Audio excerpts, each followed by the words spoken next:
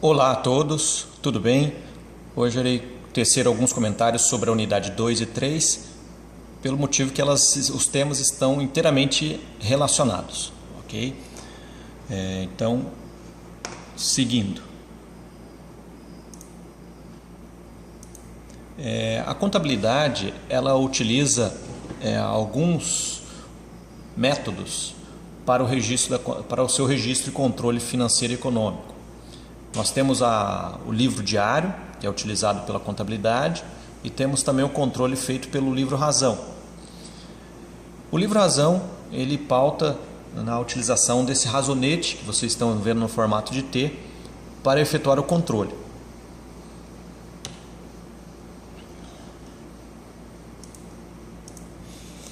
Para isso, nós temos o quadro resumo do sistema contábil, que é importante compreender um pouco a natureza de cada conta.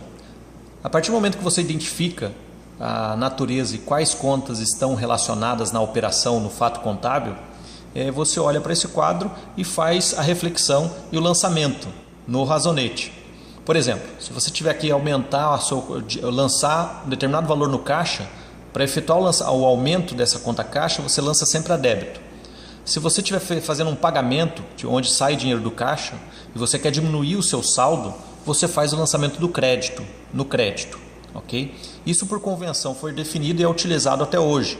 Tá? Em relação ao passivo, é totalmente o oposto do ativo. Se você tem uma obrigação que você quer aumentar a sua dívida dentro da empresa, aumentar a dívida dentro da empresa, lança crédito. Se você quer diminuir o seu saldo porque você pagou a dívida, você lança débito. Da mesma forma, os outros itens, as outras contas que pertencem ao patrimônio líquido, por exemplo, capital social, o lucro que a empresa vier a ter, reservas, né? Você acompanha pelo lançamento ali no patrimônio líquido, crédito para aumentar, débito para diminuir. Okay? Da receita, despesas e custos, o funcionamento é semelhante ao que já foi dito. Okay? Quanto ao registro do método das partidas dobradas, sempre é importante pensar no fato contábil no seguinte ponto: de onde vieram os recursos e para onde foram os recursos. Tá? Isso é importante para facilitar a compreensão. Por exemplo, se você tem um determinado ativo dentro da empresa, sempre esses ativos corresponderão ao total do passivo existente. Ou seja, se você fizer lançar o saldo do lado do ativo, o saldo que deve ser apresentado sempre do lado do débito, o saldo do lado do passivo sempre do lado do crédito. Tá? Você pode ter movimentações, débito e crédito, mas sempre o saldo será dessa forma. Por exemplo, se você tiver lançamentos de valores na ordem de R$10 no débito, obrigatoriamente você tem que ter também esses mesmos R$10 lançados no crédito em alguma conta, em algum lugar. Okay? O método das partidas dobradas, então, utiliza no livro diário o registro detalhado de cada operação, de cada fato contábil, utilizando o método da escrituração contábil, onde você debita determinada conta e credita determinada conta. Para facilitar a explicação, nós vamos direto para o livro razão. Para isso eu trouxe aqui um exemplo bem fácil. Por exemplo, vamos supor que o fato contábil seja da seguinte forma.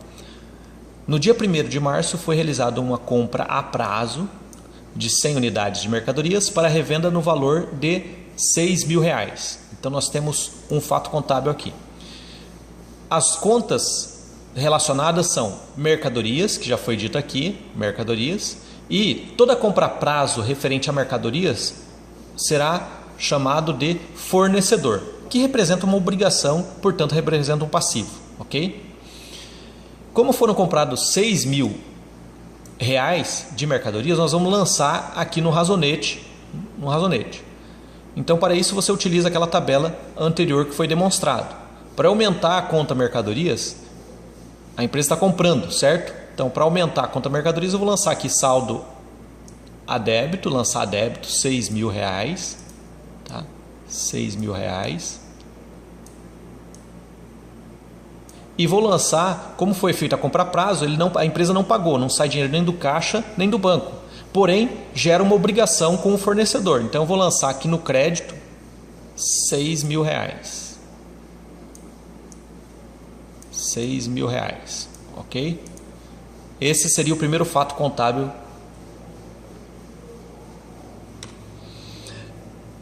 O segundo exemplo, vamos supor que no dia 1º de novembro os sócios integralizaram na empresa a quantia de R$100.000 em dinheiro. Então vamos lá, dinheiro, integralização, tá?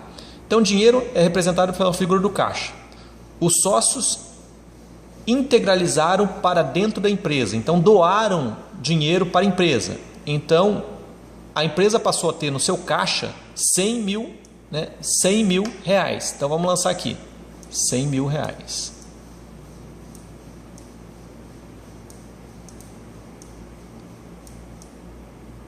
R$100.000. E na contrapartida, como houve a integralização para dentro da empresa, o capital que a empresa então passa a ter, o patrimônio líquido que a empresa passa a ter, corresponde também a esses mesmos R$100.000, ok? Percebam que sempre vou ter um lançamento do lado débito e sempre um lançamento do lado crédito, ok? Agora vamos dar um outro exemplo aqui. No dia 30 de novembro houve um pagamento em dinheiro do aluguel de imóvel, tá? Houve um pagamento de aluguel no valor de R$10.000, utilizado pela empresa para o desenvolvimento de suas atividades. Vejam só, eu já tinha no caixa quantos? 100.000 do lançamento anterior, perfeito? Tinha 100.000. Esse é saldo anterior, tá? Como houve o pagamento de 10.000, o pagamento, se você olhar lá na tabela, eu vou ter que lançar para diminuir o dinheiro do caixa, eu vou ter que lançar do lado do crédito. Lança crédito 10.000. 10.000, ok? E esse aqui é saldo anterior, 10.000 lancei a crédito. E cadê os outros 10.000? O que eu paguei? Eu paguei o aluguel. Então o aluguel paguei dia 30 de novembro. Então é uma despesa que a empresa está pagando. Então eu vou lançar essa despesa no débito 10.000. Ok? Aqui depois do razonete nós apresentaremos o saldo, né? O saldo, né? Aqui, se fosse somente essas operações aqui estivessem acontecendo, tá? Mas o importante é, esse aqui é saldo anterior, saldo dessa movimentação 10.000 do crédito e 10.000 do débito. Vamos para o próximo exemplo. Outra situação, caso a empresa utilize o imóvel no mês de novembro e no contrato é mencionado que o pagamento será realizado no mês subsequente até o dia 10 de dezembro, como ficaria a contabilização pelo regime de competência? Observação, a contabilidade precisa apurar mensalmente a movimentação da empresa. Portanto, no dia 30/11, a empresa ainda não pagou o aluguel, mas a contabilidade precisa evidenciar essa obrigação que a empresa terá que pagar no mês seguinte, ok? Então eu terei que lançar aqui, criar a dívida no caso, né? Então eu vou lançar a dívida lá de 10.000, que corresponde ao valor do aluguel que nós acabamos de tratar no exemplo anterior.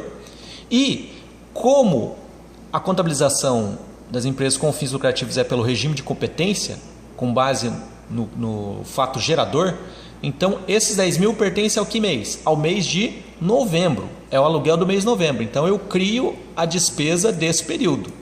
Não estou falando que houve o pagamento, porque houve a criação da obrigação ali, mas sim a despesa é relacionado ao mês de novembro, ok?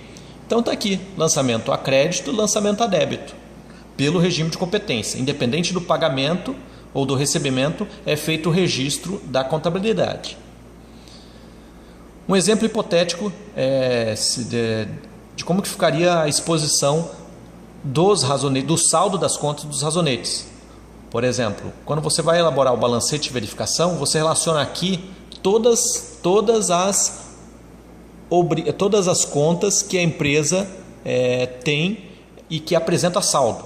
Por exemplo, vamos supor que sobrou saldo no final do mês de 10.000 no banco, lança débito. Sobrou saldo no razonete lá de 5.000 no razonete, lança débito.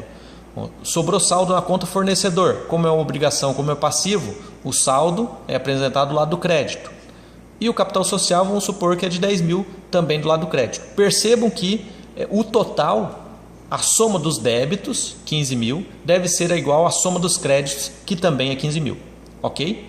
Então esse é um exemplo simples para vocês visualizarem o controle e a forma como a contabilidade faz o registro.